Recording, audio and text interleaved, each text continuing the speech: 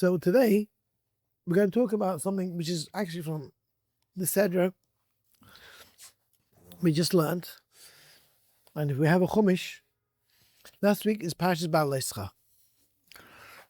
And Parshas Ba'aleischa, we had a pasuk, which I'm sure you must have heard many people speaking about. Kisavayu milchama ba'atzecha. When a war starts in your land. There's a question which we're going to learn together, and we're going to get it right. And we're going to see a very beautiful, it goes like this. Kisavayu milchama ba'atzechem. A war will start in your land. It'll be coming to you. Al hatzar, on the enemy, hatzar eschem, that's oppressing you. There's an enemy that's constantly been oppressing. In our lives, we've seen for the past, I don't know, decade and more, and if not much more, the oppression that came from having, we were much more unsafe when we were thinking we were safe. We had 150,000 missiles pointed to us from Hezbollah directed towards Israel.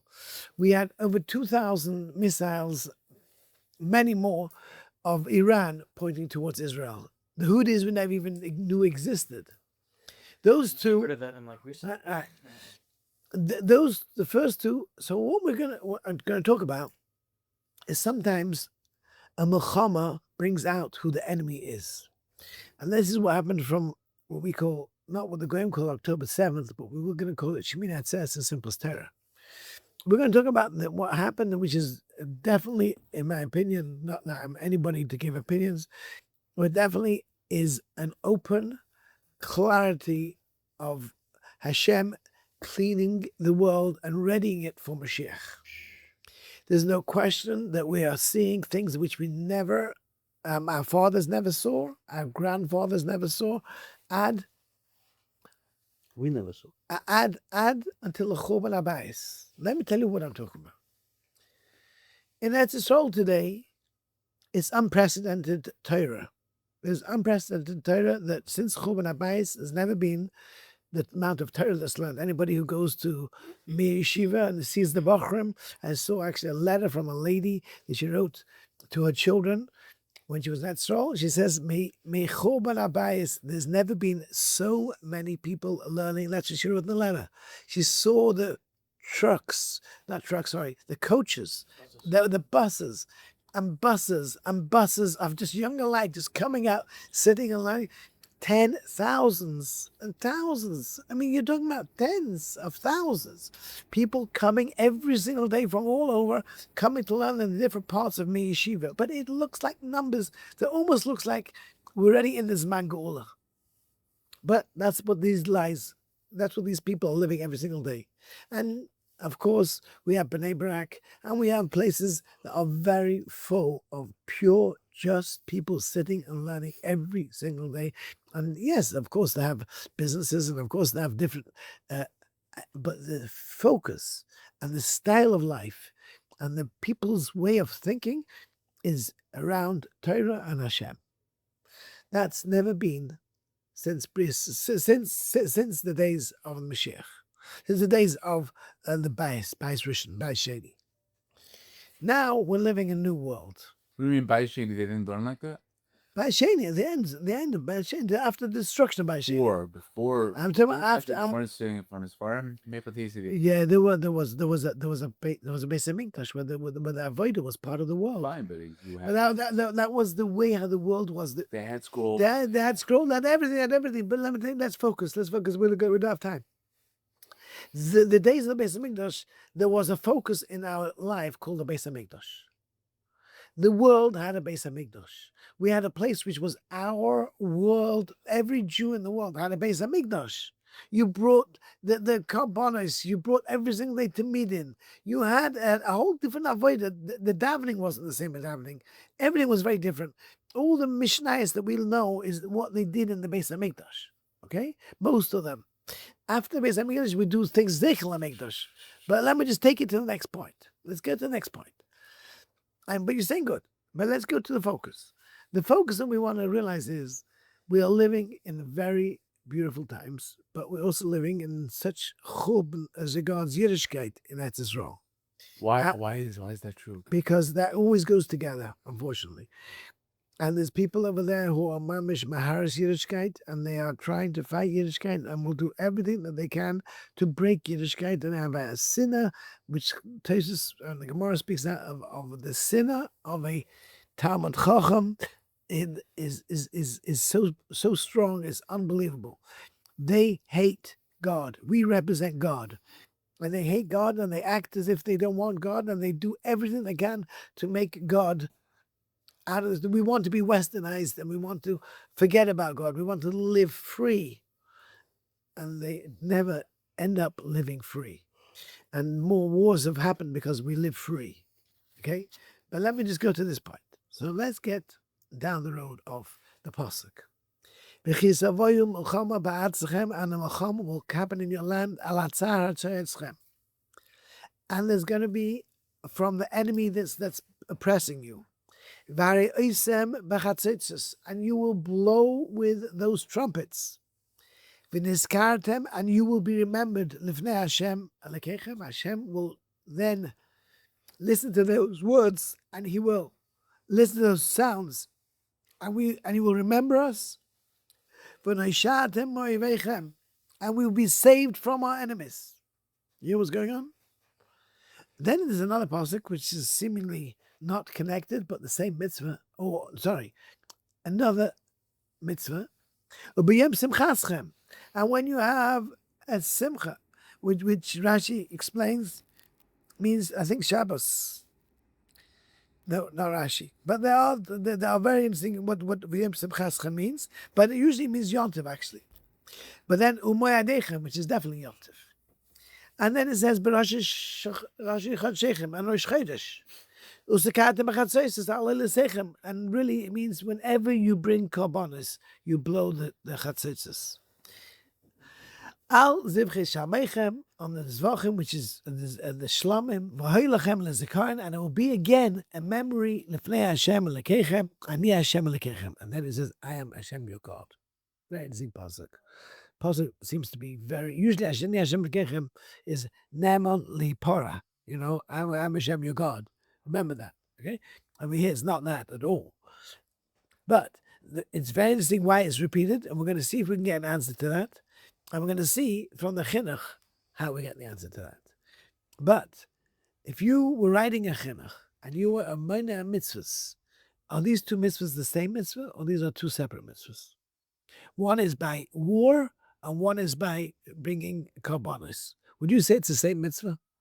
The same mitzvah to blow chatzos is the same. It's the same, or would you say it's two different ones? What would you say?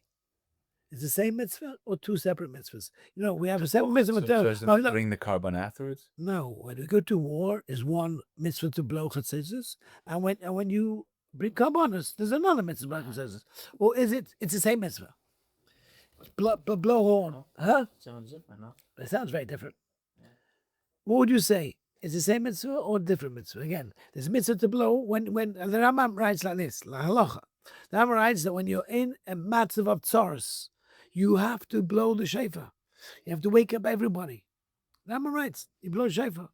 And the Magen Avraham asks the kasha, then why don't we blow shofar today? We know, I mean, today. This has today. Why don't we do the same? Why don't we do it today? In every shul, right? In every shul, but it's not shofar, it's chatzetzos. Dafka chatzetzos. And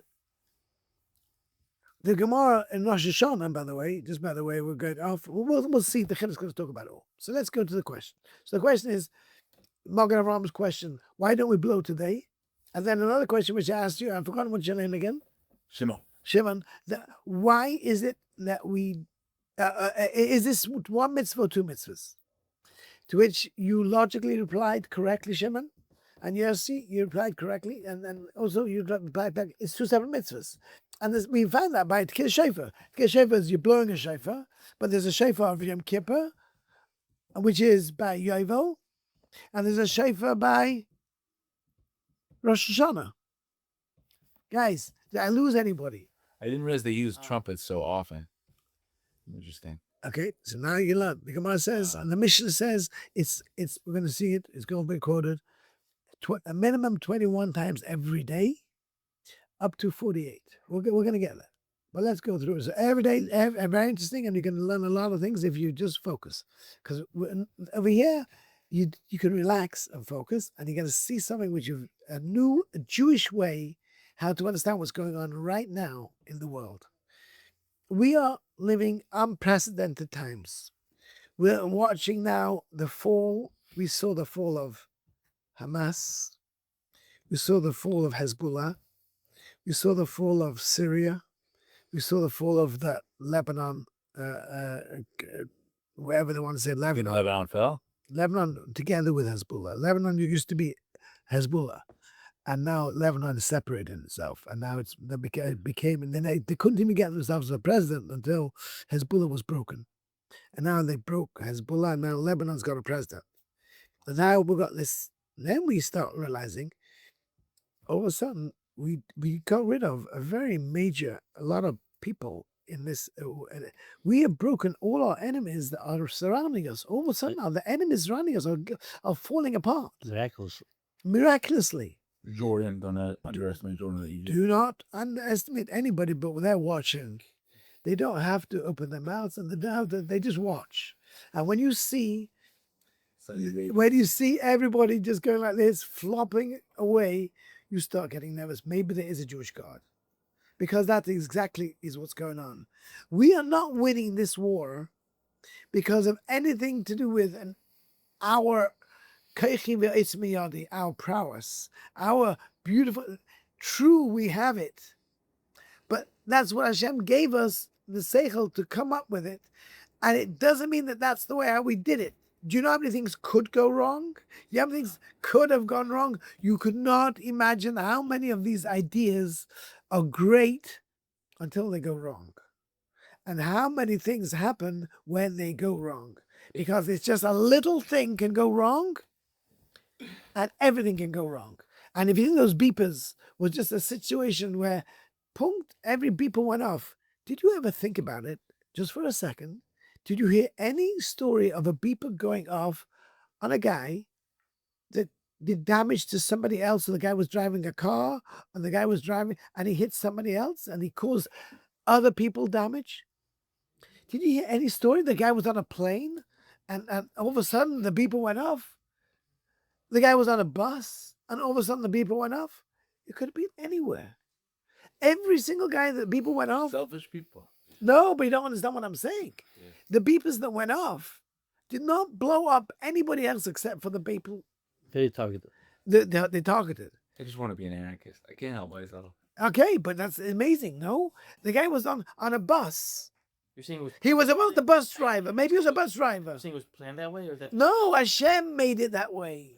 They can't go to that level. Yeah. All they can do is daven. No, they also place the ammunition there. Right. And we have to realize it's all about tefillah. And that's going to be the message over here today. And we're going to understand that, in fact, in the Hachinuch, he puts together the same mitzvah. Please. He puts together the mitzvah. It puts together the mitzvah. We're on a recording about it. And he puts together the mitzvah together with both mitzvahs on the same mitzvah. One mitzvah, the bloch HaTorah, one time when you're doing Tekeh Shav, and when you bring a carbon, and one time when you are going to war and you're in Soros. What's the connection? It's like there's no connection at all. They're two separate events, and they're two separate ideas. But not when you see the chinuch and we understand the message of what it means about blowing shofar. And when you get it, you'll understand that you're going to get to the message of the last words of these pasukim. Ani Hashem Elokecha. I am Hashem, your God. Get that message, and that's really the whole idea of blowing chatzos. Blowing chatzos is get rid of all the, we'll see it inside, get rid of all those things that's in the way. You see the bombs coming, you see everything that's very, very distracting. Because you think that you blow off the bomb, you knocked it down. Oh no, it hit. Oh no, it's not true. It's Ani Hashem Lekechem. That fight that you are in, blow that sound to focus in your head and to stop going anywhere else in your mind. Let your mind wander. A person, and by the way, this is a very beautiful chinuch for Hasidim. This chinuch says the mind is a person is mostly affected by music. There's nothing stronger to be a person than the curl of a niggun.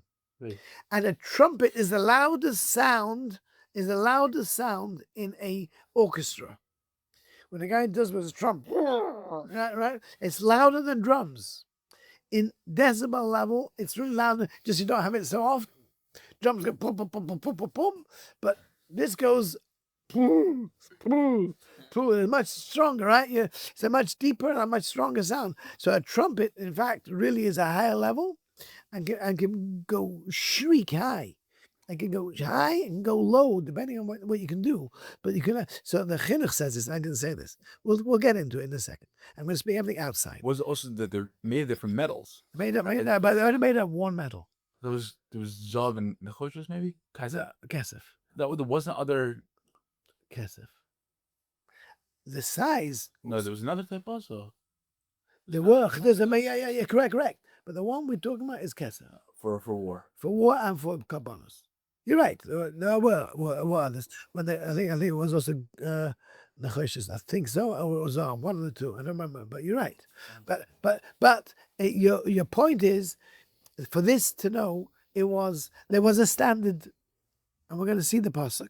The pasuk now says again, and it ends up with Ani Hashem Lekechem, because that's the message.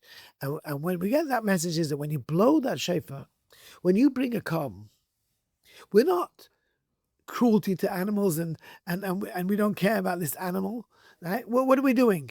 We're just coming from a day's work and we just had a problem with this and a problem with that, and we're dealing with this and we're dealing with that and we're dealing with the other. And I just had a fight with this and I just had a fight with that, right? All the stupidities of life. And you have to go into the base of English now. You have to put your mind to it. So you have to blow this sound. You have to hear this sound, b'shas, when you're doing it, to focus that you're doing it for Hashem.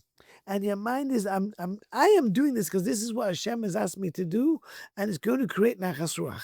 And I want to give nachas ruach to Hashem. So I want to be able to focus on that animal that's sitting over there is really me. I should really be shechted. I really did Averis. I really did things that there should be, and that piece of blood that's being sprinkled on the Mizbeach, that really should be my blood. And that's Adam ki yakriv. When a man is makriv himself, Adam ki yakriv, really you got to think about yourself. And the idea Hashem is saying to you, take it personally. Take it personally. Think about Hashem. Think about Hashem. And now when you get that, then, as the Moshe Feinstein will explain, and we're going to get there, you use the same shofar to go to war. Because when you're seeing everything around you, just blow this shofar and don't get distracted. It's all Hashem. And you blow that shofar, and remember in the Beis HaMikdash, that's what you thought when you heard that shofar, and people associate. And this is the first example of an association. I mean, not first, but you're going to hear many.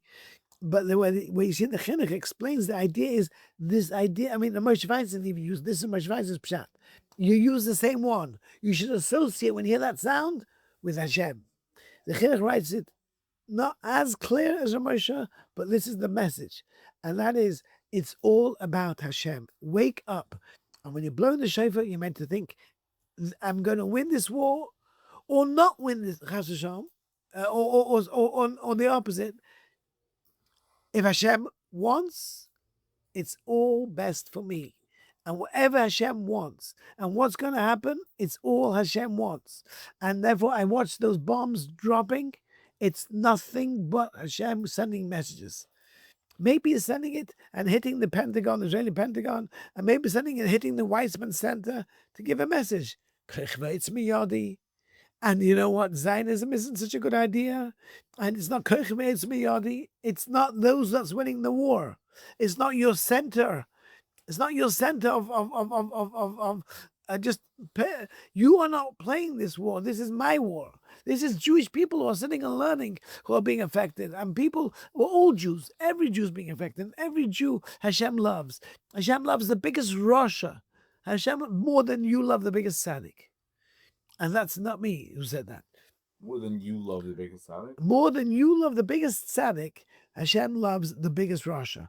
And I don't remember who said those words, but it was a very famous line from I don't want to misquote. So there was a major god who said that line. I do not remember who it was, but it's a famous line. More than you love and I wrote it in my Pechen newsletter. Yerushalmi? I don't know. It's a famous line quoted by a Choshev. I don't remember who it was who said it. But the point is, you should know, it's not my own line, and I'm just saying it from others. Hashem loves the biggest Rasha. That means one who's over Hashem. More than you love the biggest tzaddik. Okay, get it clear.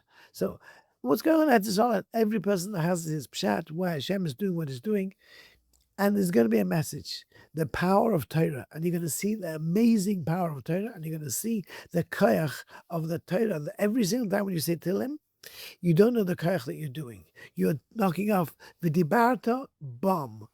Your bomb is by the dibarta bomb. Okay, yeah? Your bombs. You want to know how my Chavos used to say that.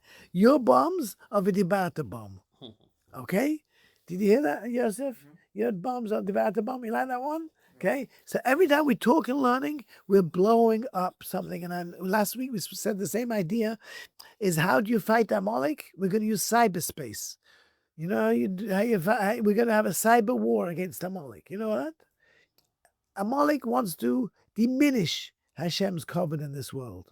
We are going to do that cyberspace war, not physically. We're going to just make Hashem's name greater. And by definition, we are going to diminish Hashem's name. Cyber. What was that? Cyber war is in space. We're going to be playing with mitzvahs. I'm going to do another mitzvah, okay? Another mitzvah, not going to blow up. Mitzvah, no? Yeah, and that's going to make Hashem's name bigger. And every time you do a mitzvah, you're going to make Hashem's name bigger. Every time you daven, you're going to make Hashem's name bigger. Every time you learn, you're going to make Hashem's name bigger. And then Amalek gets down and down and down and down and down and down because he doesn't go strong. He gets weaker and weaker and weaker. So we're going to play cyber war, okay? Without lifting up a gun. Without lifting up a gun. To get like... Okay, now, so the point is, let's go through the case. Now let's go through this mitzvah inside. And we're going to learn a Hachinuch, and I don't know what time it is. Oh, yeah, it is like 12:51. We're going to see the mitzvah inside, and it says like this. And it's a beautiful message, my friends. If you can get this message, when you're going to hear things, and you're watching things on the news, and you're hearing everything on the news, you're not watching the truth. You're watching the facts, but you're not watching the truth. What I mean, not watching the truth, you're reading an article. And the article is written by somebody who's trying to say how dramatically this we did, and dramatically this we did, and dramatically we blew up this, and we blew up that.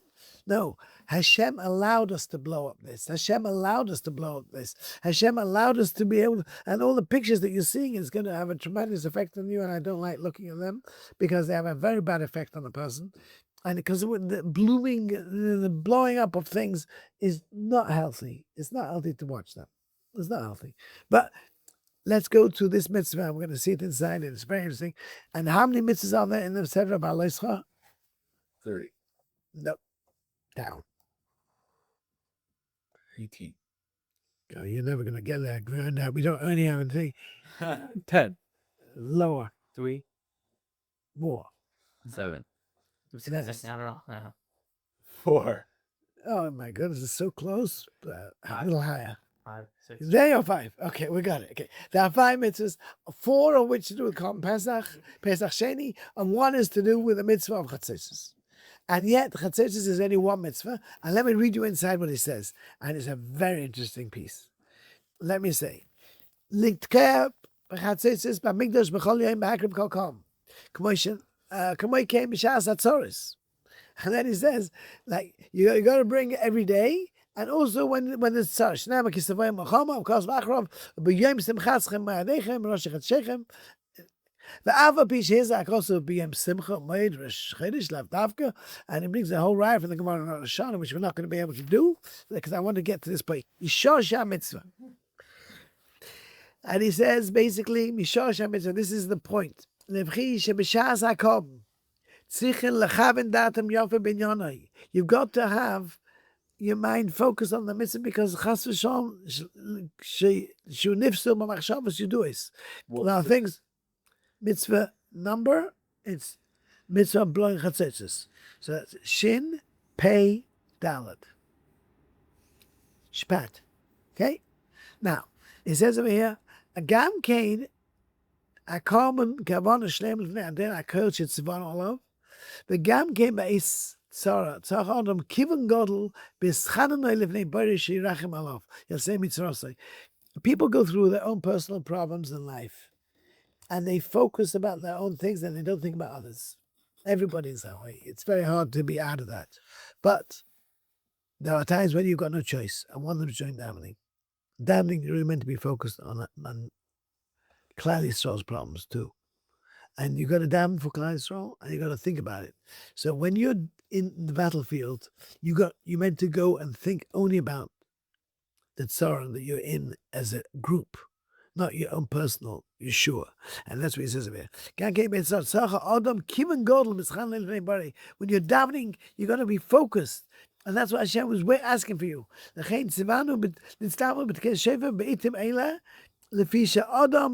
He says, we are made out of materialistic. We're materialistic people. And this is a very interesting line. You can quote this from the Hachinuch. It's a very cute one. And we all need external stimulants. We need external things to wake us up. And there's nothing better than music. Isn't this? The best stimulant. You need outwards. Because naturally, by nature, if a guy doesn't have anything that wakes him up externally, he's going to remain asleep. So he says, "Ve'ein dava." This is the line Chassidish. "Ve'ein dava ye'oru k'mei kolos hanigun."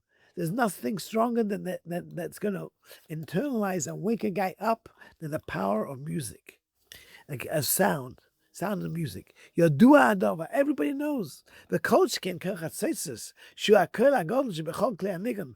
That is the loudest sound of all musical instruments. You hear this? It's the loudest sounds of all musical instruments. Ve'od yesh te'eles.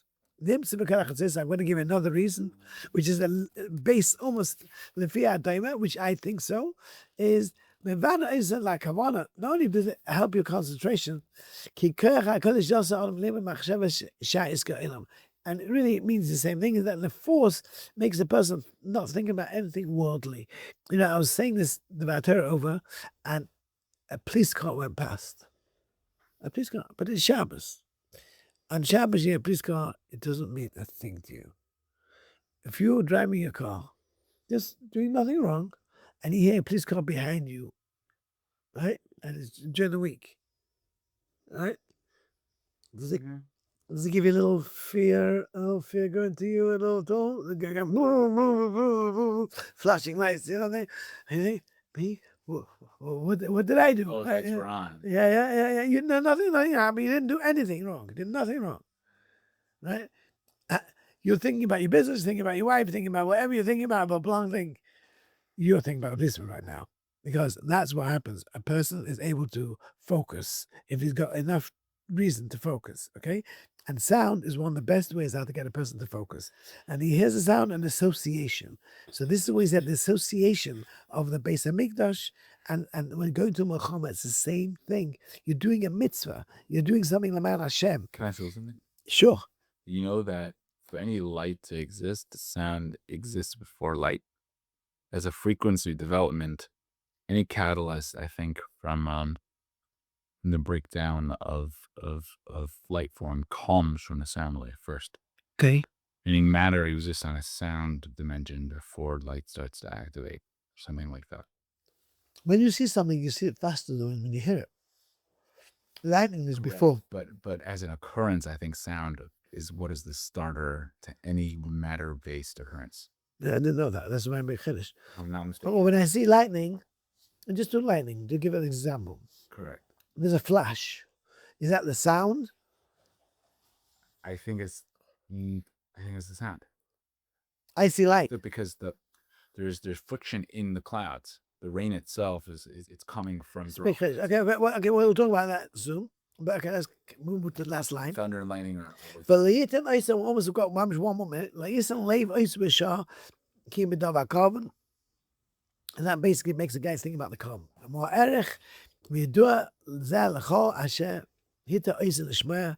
If you just bend your ear to listen to what I had to say, l'shmer kol chatzesis v'kol hashefa v'kavona.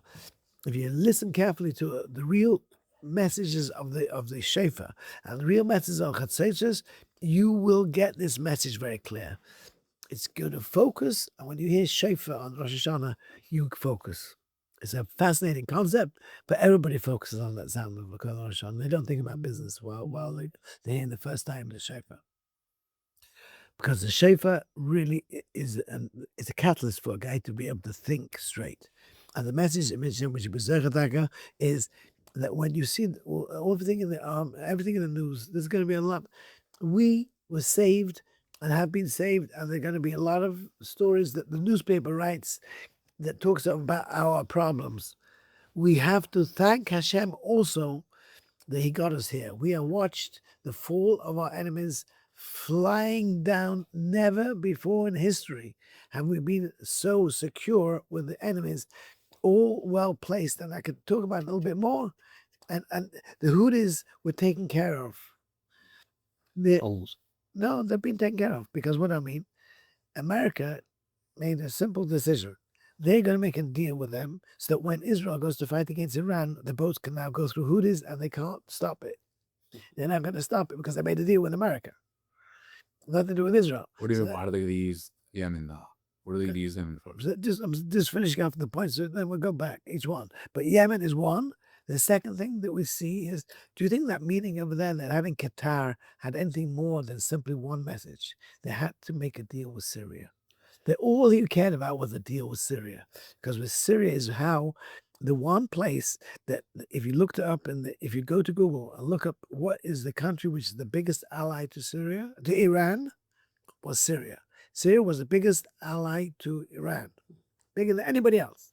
So when they built their defense system and all the defenses, the last place where they needed to think about was the route that went through Lebanon, which is Hezbollah, which had 150,000, and they were so secure. Syria, they were so secure, and then that was the route that they were taking to go to Iran. Mistake. That's the part which Hashem made fall totally before this moment happened. And this had to happen now because Russia claimed that they were going to be giving 8 nuclear sites to Iran, and they were in the middle of starting that process. And they knew that Israel can't fight with Russia because it's Russia saying we're giving it, right? So Israel had this short window to stop it now, because if they get there, it's all over. So everything had to happen. So they had to make an agreement that was almost like an Abraham Accord agreement with Syria, with this guy who's basically the head of ISIS, who's the Mamish Rosh Marusha. And they made an agreement over there, all to be able, that Israel should be able to come in that direction, unopposed at all, unopposed. There was nothing, there was Bula, there was a ceasefire officially. So the Hezbollah never opened up their mouth, Lebanon never opened its mouth, and Syria was on the side of Israel. They're helping. Yeah, they're helping. Lebanon. Yeah, that's right. So all of a sudden now everything turned around to be able to, all the pieces were set in place for Hashem to say, okay, now you're going to get rid of your final last enemy that's open. There's many enemies that. How do we, first of all, say, how do we know that all these countries, it's happened so many times, how do we know it in a year? Has it ever happened before? Has Syria fell? So Has Syria fell? the third Has Syria ever fallen? war between Israel and other countries. Can I ask you a question? Is there any country that's military prowess as big as Iran? Each one's Iran. As big as Iran. There was always a coup that took over the region, the leader from before, and then really Parson was took over. Right. No. That's true. Let's just do like simple dates: 1945, 1957, 1973. I think was Yom Kippur War, and now you have 2023. Now you have 4 dates. So we'll give you another 4 upcoming in the next 30 years. I could taste that things suddenly just like a choshen and they just fall into place. Because every one of the other one started with no agreements of friends. It always was enemies that start to fight. There was no agreements of friends that got broken. So far, every one of the other ones ended up with agreements. I don't know what you're saying. I'm not understanding. That means, and listen carefully, every war that started with Israel started between an enemy of Israel. Never started between an agreement that was broken. Do you think there's going to be an agreement between which friends, though? Between these countries as friends? Egypt made an agreement. Assad made an agreement. Jordan made an agreement. Syria made an agreement. Lebanon has made an agreement. And Iran is soon going to be making an agreement, which means those countries don't start up again. Those countries are not started up again.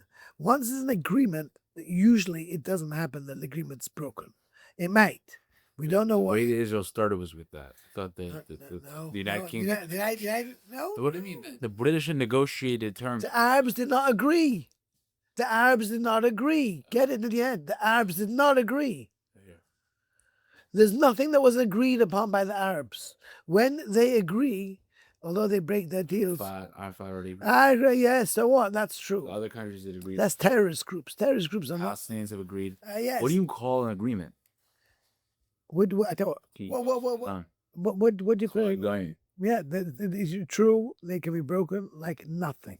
But there is such a concept of an agreement. The other ones were not an agreement. That's what we're going to end up, and that's what it's done.